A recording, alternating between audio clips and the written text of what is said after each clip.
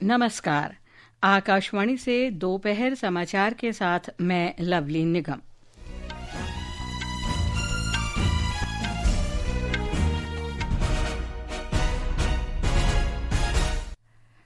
प्रधानमंत्री नरेंद्र मोदी ने उत्तर प्रदेश के वाराणसी से प्रधानमंत्री किसान योजना की 20वीं किस्त के रूप में किसानों को 20,500 करोड़ रुपए जारी किए। उन्होंने 2,200 करोड़ रुपए की लागत वाली विकास परियोजनाओं का भी शुभारंभ किया। प्रधानमंत्री ने कहा, ऑपरेशन सिंदूर की सफलता ने पहलगाम आतंकी हमले के पीड़ितों को न्याय दिलाया। दिल्ली की एक अदालत ने मनी लॉन्ड्रिंग मामले में रॉबर्ट वाड्रा और 10 अन्य लोगों को नोटिस जारी किए। अगली सुनवाई 28 अगस्त को। यूपीआई भुगतान जुलाई में रिकॉर्ड 25 लाख करोड़ रुपए से अधिक पहुंचा। दैनिक लेन देन 62 करोड़ से अधिक। भारत संयुक्त राष्ट्र वैश्विक क्षमता निर्माण पहल के अंतर्गत भारत ने 4 विकास परियोजनाओं का पहला चरण पूरा किया, जिसका उद्देश्य ग्लोबल साउथ के देशों को सहायता देना है। और टेबल टेनिस में भारत ने ब्राजील में WTT स्टार कंटेंडर में इतिहास रचा। 2 भारतीय जोड़ी फाइनल में पहुंची। अब समाचार विस्तार से। प्रधानमंत्री नरेंद्र मोदी ने आज वाराणसी से किसान सम्मान निधि की 20वीं किस्त जारी की और देश भर के 9 करोड़ 70 लाख से अधिक किसानों के बैंक खातों में 20,500 करोड़ रुपए अंतरित किए। श्री मोदी ने आज वाराणसी में लगभग 2,200 करोड़ रुपए की लागत वाली 52 विकास परियोजनाओं का शिलान्यास और शुभारंभ किया। इस अवसर पर प्रधानमंत्री ने एक जनसभा को संबोधित करते हुए काशी से अपने विशेष जुड़ाव की बात कही। उन्होंने कहा कि सरकार निरंतर किसानों के लिए काम कर रही है। 2,000 करोड़ रुपए से ज्यादा की विकास परियोजनाओं का लोकार्पण और शिलान्यास भी हुआ है। बाबा के आशीर्वाद से काशी में विकास की अविरल धारा मां गंगा के साथ साथ आगे बढ़ रही है। मैं आप सभी को, देश के किसानों को बहुत बहुत बधाई देता हूं। प्रधानमंत्री ने कहा कि 140 करोड़ लोगों की एकता और शक्ति के परिणाम स्वरूप ऑपरेशन सिंदूर सफल हुआ। आज मैं ऑपरेशन सिंदूर के बाद पहली बार काशी आया हूं। काशी के मेरे मालिकों, मैंने अपनी बेटियों के सिंदूर का बदला लेने का जो वचन दिया था वो पूरा हुआ है। ये महादेव के आशीर्वाद से ही संभव हुआ है। मैं ऑपरेशन सिंदूर की सफलता को उनके चरणों में समर्पित करता हूं। श्री मोदी ने विपक्ष की आलोचना करते हुए कहा कि यह नया भारत है। ऑपरेशन सिंदूर के दौरान पूरे विश्व ने आत्मनिर्भर भारत की ताकत देखी है। प्रधानमंत्री ने कहा कि पीएम किसान सम्मान निधि किसानों के कल्याण के लिए सरकार की प्रतिबद्धता का उदाहरण है। श्री मोदी ने कहा कि उनकी सरकार ने पिछले 1 दशक में किसानों की हर समस्या के समाधान के लिए पूरी मेहनत से काम किया है। आज यहाँ एक विराट किसान उत्सव का आयोजन हो रहा है। देश के 10 करोड़ किसान भाइयों बहनों के खातों में 21,000 करोड़ रुपए पीएम किसान सम्मान निधि के रूप में भेजे गए हैं। और जब काशी से धन जाता है ना, वो तो अपने आप प्रसाद बन जाता है। श्री मोदी ने बताया कि सरकार ने किसानों के लिए छोटे जिलों पर ध्यान केंद्रित करने के उद्देश्य से एक नई पीएम धन धान्य योजना भी शुरू की है। इस योजना के अंतर्गत 24,000 करोड़ रुपए खर्च किए जाएंगे। श्री मोदी ने सभी से कहा कि वे त्योहारों के मौसम में स्थानीय उत्पादों को ही प्राथमिकता दें। जो चीज भारत के लोगों के कौशल्य से बनी है, भारत के लोगों के पसीने से बनी है, हमारे लिए वह स्वदेशी है। हमें वोकल फॉर लोकल मंत्र को अपनाना होगा। हम संकल्प लें कि हम मेक इन इंडिया प्रोडक्ट्स को ही बढ़ावा देंगे। हमारे घर में जो भी नया सामान आएगा वो स्वदेशी ही होगा। इस अवसर पर मुख्यमंत्री योगी आदित्यनाथ ने कहा कि ऑपरेशन सिंदूर के दौरान पूरी दुनिया ने नए भारत के सामर्थ्य को देखा है। उन्होंने कहा कि पिछले 11 वर्ष में प्रधानमंत्री के नेतृत्व में किसानों के लिए अनेक योजनाएं शुरू की गई हैं। पंजाब के किसानों ने प्रधानमंत्री किसान योजना की 20वीं किस्त मिलने पर खुशी व्यक्त की। उन्होंने कहा कि इससे छोटे किसानों को फसलों के लिए उर्वरक और कीटनाशक खरीदने में मदद मिली है। मोदी सरकार साडी बहुत मदद करती है। सानू 6000 रुपया साल दा दिंदी है। साडी मदद हो जांदी है। असीं खाद पा लैने आ, दवाइयां पा लैने आ। जी, मेरा नाम बलविंदर सिंह जी। साडे खाते 'ਚ 2-2000 रुपया पहुंच गया जी। छोटे किसानां वास्ते बहुत लाभबंद हुंदा जी। रेल पर पता बहुत फायदा हुंदा जी। ये समाचार हमारी वेबसाइट www.newsonair.gov.in और हमारे न्यूज़ ऑन एआईआर ऐप पर भी उपलब्ध हैं। दिल्ली की एक अदालत ने गुरुग्राम के शिकोहपुर भूमि सौदे के मामले में कांग्रेस सांसद प्रियंका गांधी वाड्रा के पति रॉबर्ट वाड्रा को नोटिस जारी किया है।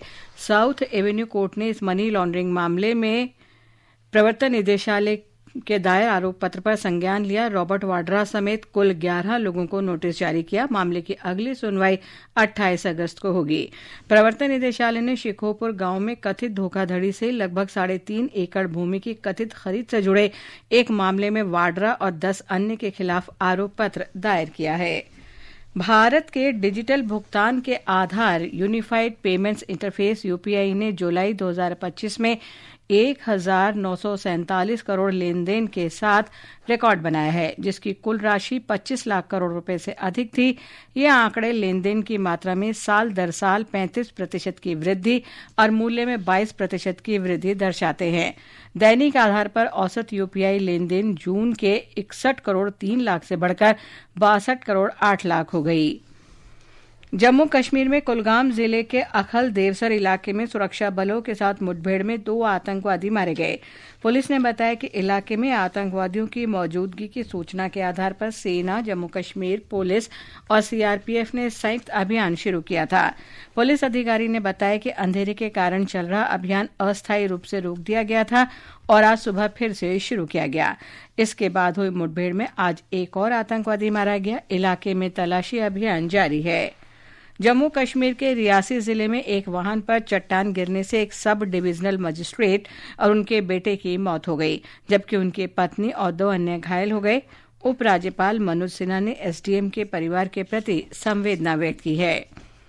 चुनाव आयोग ने बूथ स्तर के अधिकारियों बीएलओ का पारिश्रमिक दोगुना कर दिया है और मतदाता सूची तैयार करने और पुनरीक्षण कार्य में शामिल बीएलओ पर्यवेक्षकों का पारिश्रमिक भी बढ़ा दिया है।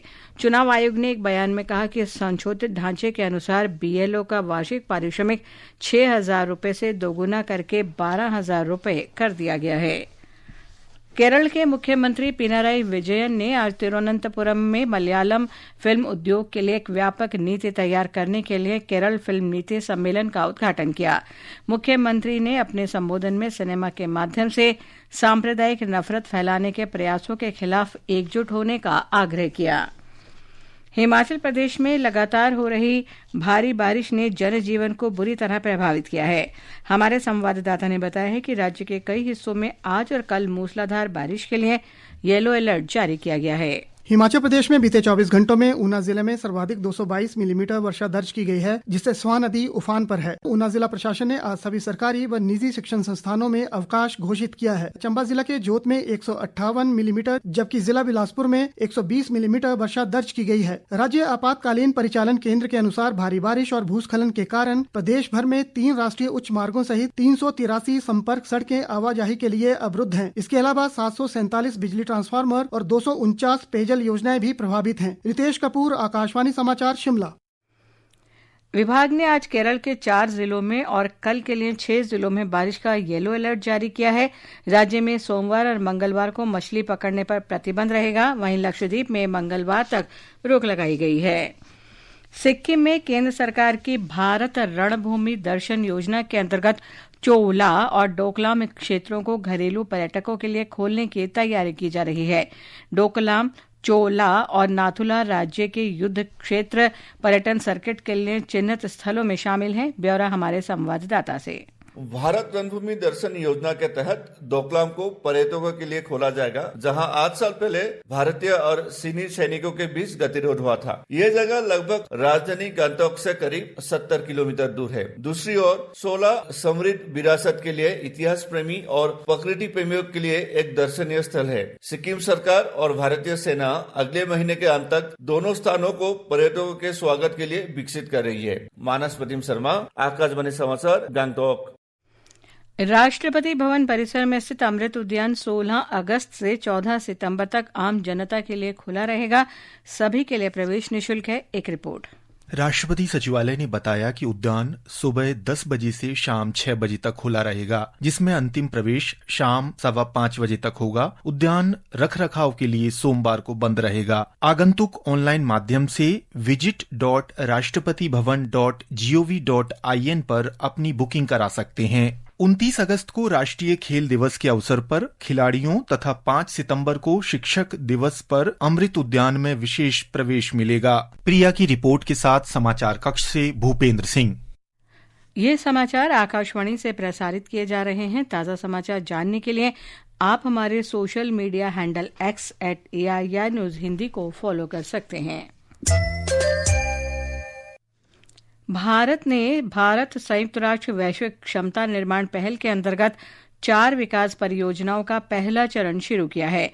इस पहल का उद्देश्य सतत विकास लक्ष्यों को प्राप्त करने में ग्लोबल साउथ देशों को सहायता देना है। एक रिपोर्ट। विदेश मंत्रालय में पश्चिमी मामलों के सचिव तन्मय लाल ने कल इन परियोजनाओं का आधिकारिक शुभारंभ किया। विदेश मंत्रालय के अनुसार ये पहल भारत के विकास साझेदारी प्रयासों का एक स्वाभाविक विस्तार है। इस पहल के माध्यम से विश्व खाद्य कार्यक्रम की सहायता से नेपाल में चावल संवर्धन और आपूर्ति श्रृंखला प्रबंधन में सहयोग किया जाएगा। UNDP के सहयोग से जाम्बिया और लाओ में डिजिटल स्वास्थ्य प्लेटफॉर्म विकसित किया जाएगा। इसके अंतर्गत संयुक्त राष्ट्र जनसंख्या कोष के सहयोग से Belize, Barbados, Saint Kitts and Nevis, Suriname और त्रिनिदाद एंड टोबैगो में जनगणना की तैयारी में अधिकारियों को प्रशिक्षण भी दिया जाएगा। संयुक्ता की रिपोर्ट के साथ समाचार कक्ष से प्रशांत कुमार। नासा के क्रू 11 मिशन के अंतर्गत अमेरिका, जापान और रूस के 4 अंतरिक्ष यात्री सफलतापूर्वक अंतर्राष्ट्रीय अंतरिक्ष केंद्र पहुंच गए हैं। 15 घंटे की यात्रा के बाद ये दल आज सुबह 11:57 पर अंतरिक्ष केंद्र पहुंचा। इन यात्रियों ने कल रात 9:13 पर फ्लोरिडा स्थित नासा के कैनेडी अंतरिक्ष केंद्र से स्पेस एक्स फॉल्कन 9 रॉकेट से उड़ान भरी। क्रू 11 ISS पर पहले से मौजूद 7 अंतरिक्ष यात्रियों में शामिल हो गए हैं। अपने 6 महीने के प्रवास के दौरान क्रू 11 अंतरिक्ष यात्री कई तरह के वैज्ञानिक प्रयोग और तकनीकी प्रयोग करेंगे।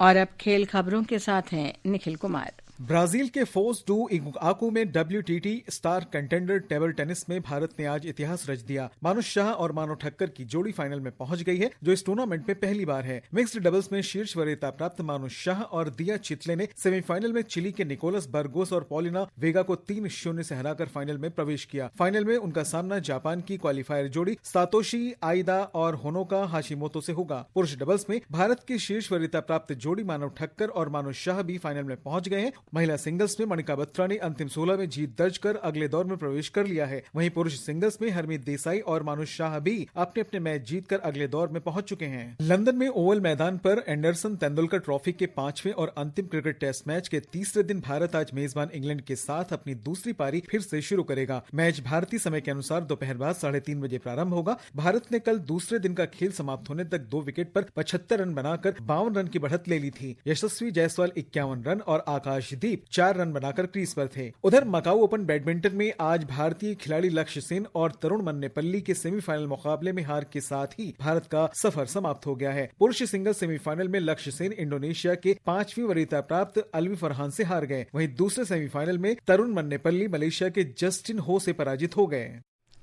और अंत में मुख्य समाचार एक बार फिर।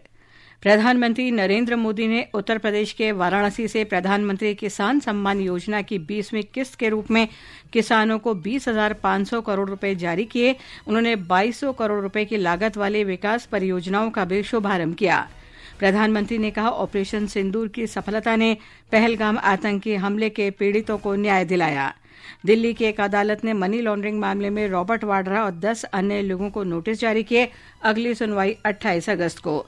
यूपीआई भुगतान जुलाई में रिकॉर्ड 25 लाख करोड़ रुपए से अधिक पहुंचा। दैनिक लेन देन 62 करोड़ से अधिक। और टेबल टेनिस में भारत ने ब्राजील में WTT स्टार कंटेंडर में इतिहास रचा। 2 भारतीय जोड़ी फाइनल में पहुंची। इसके साथ ही दोपहर समाचार का ये अंक समाप्त हुआ। नमस्कार।